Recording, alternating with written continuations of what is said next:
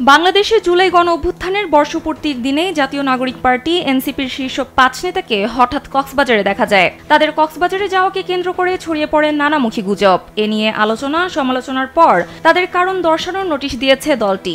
বুধবার এনসিপির যুগ্ম সদস্য সচিব সালেউদ্দিন সিফাত স্বাক্ষরিত বিবৃতিতে বিষয়টি জানানো হয়। নোটিশ পাওয়া ৫ নেতা হলেন দলটির উত্তর ও দক্ষিণাঞ্চলের দুই মুখ্য সংগঠক সার্জিস আলম এবং হাসনাত আবদুল্লাহ, মুখ্য সমন্বয়ক নাসির উদ্দিন পাটোয়ারি, সিনিয়র যুগ্ম সদস্য সচিব তাসনিম জারা এবং যুগ্ম আহ্বায়ক খালেদ সাইফুল্লাহ। নোটিশে বলা হয়, মঙ্গলবার জুলাই অভ্যুত্থানের প্রথম বর্ষপূর্তি ও রাষ্ট্রীয় গুরুত্বপূর্ণ দিবসে আপনি এবং দলের আরও ৪ জন কেন্দ্রীয় সদস্য ব্যক্তিগত সফরে কক্সবাজার গিয়েছেন।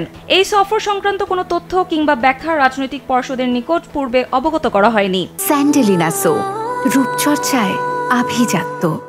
এমতাবস্থায় আপনার এই সিদ্ধান্তের কারণ ও প্রেক্ষাপট সম্পর্কে আগামী ২৪ ঘণ্টার মধ্যে আহ্বায়ক মোহাম্মদ নাহিদ ইসলাম এবং সদস্য সচিব আখতার হোসেনের নিকট সশরীরে উপস্থিত হয়ে লিখিত ব্যাখ্যা প্রদান করার জন্য আপনাকে নির্দেশক্রমে অনুরোধ করা যাচ্ছে।